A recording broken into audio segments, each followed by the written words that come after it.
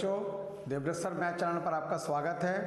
बच्चों, आज हम क्लास 12 फिजिक्स में दूसरा अध्याय गॉस का प्रमेय एवं वैद्युत फ्लक्स, इस लेसन में हम गॉस के प्रमेय के नियम के अनुप्रयोग के बारे में सीख रहे थे। तो ये कंप्लीट हो चुका है। आज हम उसका नेक्स्ट टॉपिक है गॉस के प्रमेय से कूलाम के नियम की उत्पत्ति। तो इसको आज हम सीखेंगे। तो देखते हैं इसमें क्या है। तो आपका टॉपिक है गॉस के प्रमेय से कूलाम के नियम की उत्पत्ति। तो बच्चों, सबसे पहले इसमें मान लेते हैं बिंदु O पर एक प्लस क्यू आवेश है। इस प्लस क्यू आवेश से स्मॉल r दूरी पर कोई बिंदु P है। यहां पर एक अन्य आवेश, परीक्षण आवेश Q0 है। तो कूलाम के नियम में क्या होता है बच्चों, किस परीक्षण आवेश पर लगने वाला बल का मान हमें निकालना है। यानी इस आवेश से स्मॉल r दूरी पर कोई अन्य आवेश है, यानी इन दोनों आवेशों के बीच जो बल लग रहा है, इस बल का मान हमें निकालना है। तो उसके लिए हम क्या करेंगे, स्मॉल r दूरी पर जो यहां पर आवेश है, इस आवेश से जाता हुआ एक गोलाकार गॉसीय पृष्ठ हम मान लेंगे, जो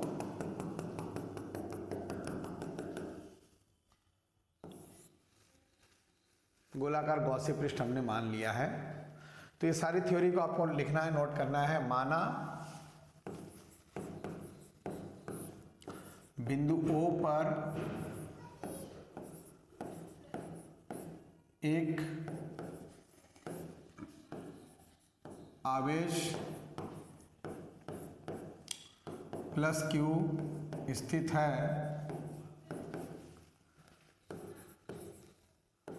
जिससे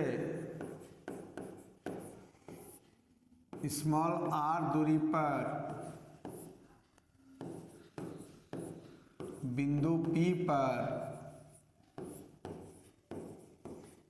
एक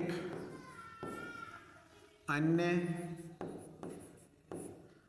धन परीक्षण आवेश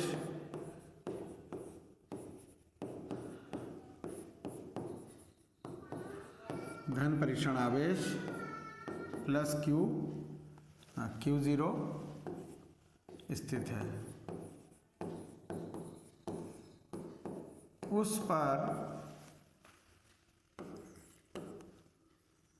उस पर लगने वाला बल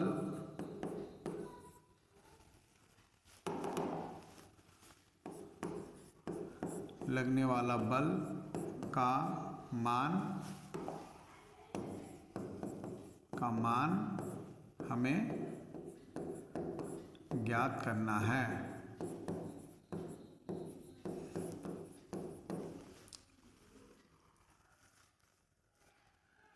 इसके लिए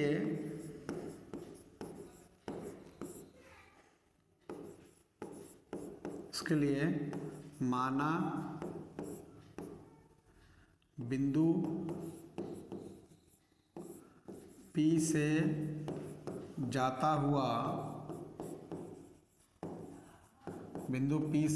हुआ एक गोलाकार गॉसीय पृष्ठ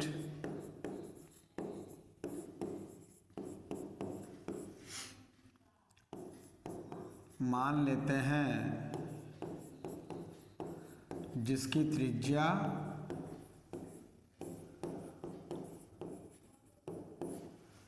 स्मॉल r है। माना इस पृष्ठ पर एक छोटा सा क्षेत्रफल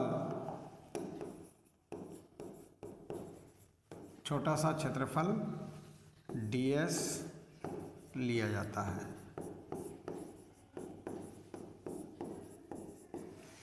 तो इस पृष्ठ पर हम छोटा सा क्षेत्रफल ले लेंगे ds, इसकी दिशा बाहर की ओर है। तो अब इस पृष्ठ से, गोलीय गॉसीय पृष्ठ होकर गुजरने वाला वैद्युत फ्लक्स हमें निकालना है। तो इस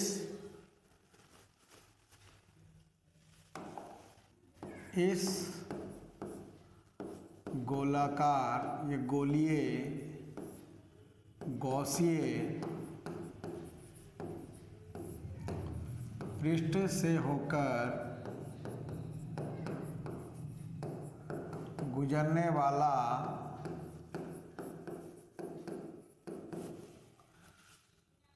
वैद्युत फ्लक्स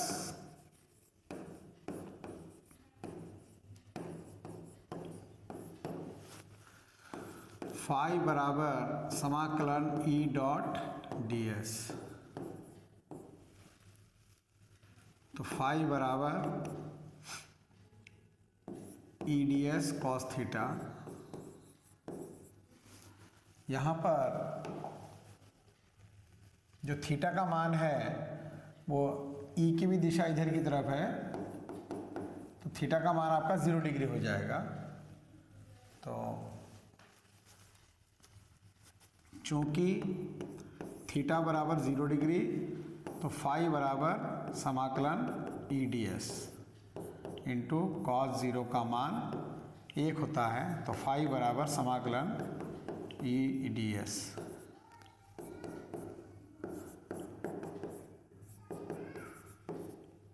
इस तरीके से अब E को हम बाहर कर लेते हैं। फाई बराबर E समाकलन ds। समाकलन ds का अर्थ है यहाँ पर पूरे गोले का पृष्ठीय क्षेत्रफल। चूंकि गोले का पृष्ठीय क्षेत्रफल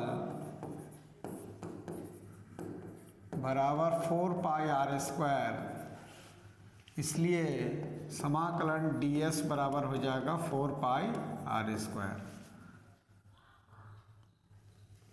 तो ये वाला मान यहाँ पर रख देंगे, तो फाई बराबर क्या हो जाएगा E इंटू 4 पाई r स्क्वायर। चूंकि गॉस के प्रमेय अनुसार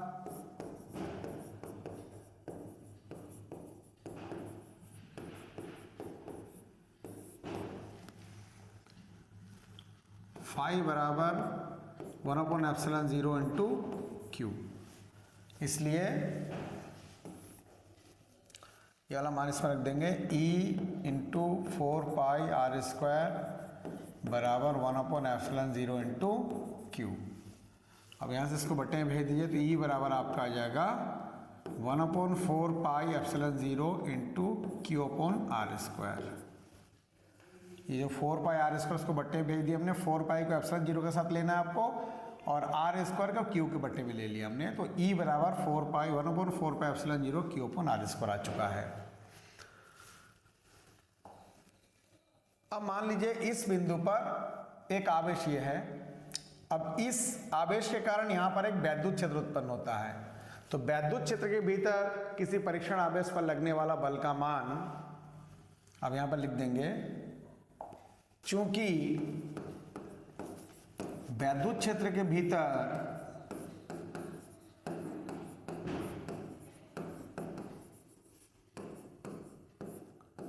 किसी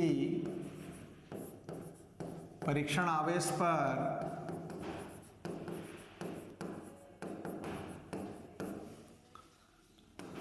लगने वाला बल F is equal to Q0 into E, और E का मान हम पहले निकाल चुके हैं 1/4 pi ε0 Q upon r square. तो E की जगह पर यहाँ पर मान रख देंगे हम F is equal to Q0 into E का मान है 1/4 pi ε0 into Q upon r square. अब इसको इसमें इसका गुणा कर लेता हूँ, तो F इज इक्वल टू आ गया 1/4 pi ε0 into Q0 upon r square. यही कूलाम का नियम है। लास्ट में लिख देंगे यही कूलाम का नियम है।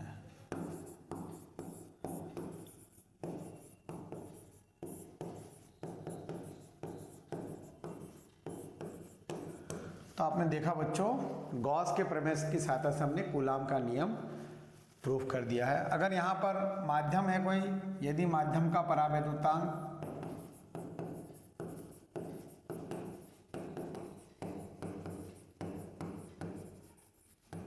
माध्यम का परावैद्युतांक K है, तो यहाँ पर जो है F is equal to 1/4πε0 K आ जाएगा इंटू Q0/R²।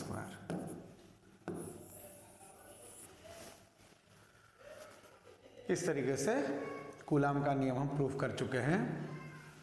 तो सभी बच्चों को ये प्रूफ समझ में आया होगा। इसके ऊपर हम न्यूमेरिकल क्वेश्चन में प्रैक्टिस कर सकते हैं। तो आज की क्लास बच्चों यहीं पर समाप्त करते हैं। सभी बच्चे देवव्रत सर मैथ चैनल को सब्सक्राइब करें, वीडियो को लाइक करें, कमेंट करें और शेयर करें। मिलते हैं नेक्स्ट क्लास में। Thank you, take care.